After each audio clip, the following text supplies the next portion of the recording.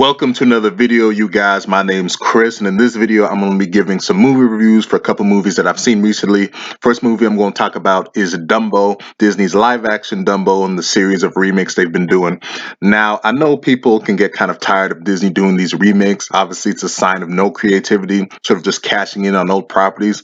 But for me, even though that stuff I just said is true, it is fun to still see these remakes, to see what these Disney classics look like in live action, and also to see the stuff that they do different compared to the original.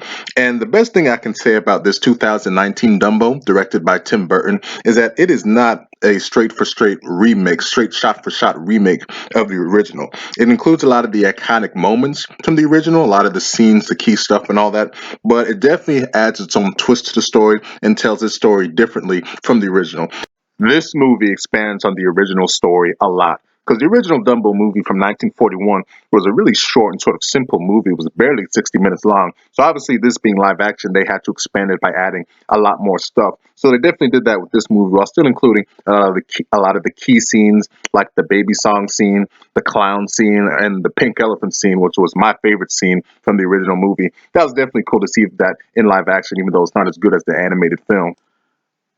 A lot of stuff did end up getting cut out, though, mainly the animals that were supporting characters from the original movie. Noticeably, the crows. There was no way they were going to include that in this version, although that would have been pretty fun to see. And also the elephants that were supporting characters, they're not there at all in this. And noticeably, Timothy Q. Mouse, who was in this movie, but he really has no role whatsoever. He was Dumbo's main friend and ally in that original movie, but yeah, he really has no role really in this one. This one is really, the supporting roles are really taken up by the human characters, and that's not surprising given that this is live action, that you need them to sort of anchor the story. Speaking of those characters, the cast for the most part was pretty good. Danny DeVito, he was great. He played sort of the ringmaster, and his personality was just perfect for this role. And all the other guys in this one, like Colin Farrell, Eva Green, and Michael Keaton, for the most part, they were pretty good also in this movie. Dumbo himself, I've seen complaints of people saying that he really was sort of like a supporting character in this movie. I don't really agree with that at all. I thought he had a good amount of spotlight in this movie, and the best parts of this movie are the scenes where he's forming those connections, mainly the stuff with him and his mom. That was some good stuff, sort of heartfelt like it was in that original movie, and the connections he forms with sort of the main human cast in this movie. That stuff was pretty good also.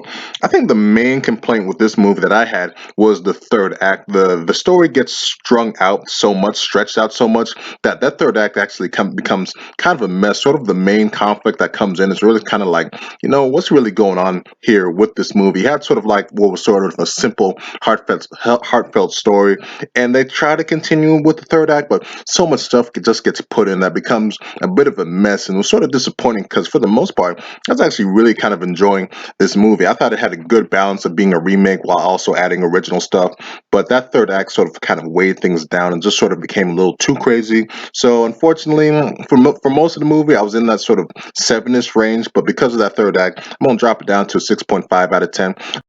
I thought it was a solid family movie. Had some fun stuff. Wasn't perfect by any means, and it's definitely no Christopher Robin. That was definitely a much better movie, a much better Disney remake slash sequel, in my opinion. But this one, for the most part, was sort of decent family entertainment if you're in the mood for seeing it. It is a lot better than Burton's last Disney remake, which was Alice in Wonderland from 2010. That movie was a huge piece of shit. I remember seeing that in the theaters and just being so mad. This definitely is not on that level of bad.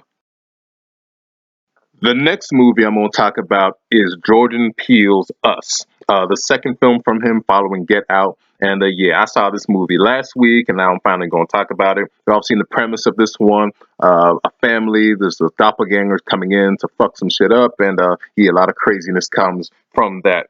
And this film was definitely just crazy, just insane. but definitely crazy in a good way.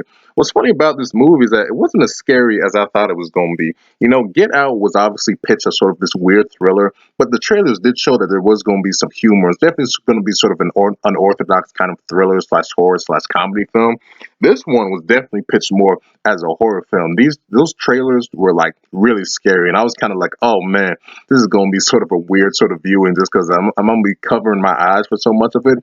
But to my surprise, that this movie definitely had sort of the right balance of sort of thrills, horror, that kind of stuff, but also just a lot of comedy. They really Jordan Peele did a great job breaking up the tension with some good comedy in this movie, mainly from Winston Duke, who people remember him from Black Panther. He was Umbaku. He was definitely really funny and had some great energy, just some great lines in this one, and it made me hope that they beef up his role in Black Panther too, just because he was really good in this one.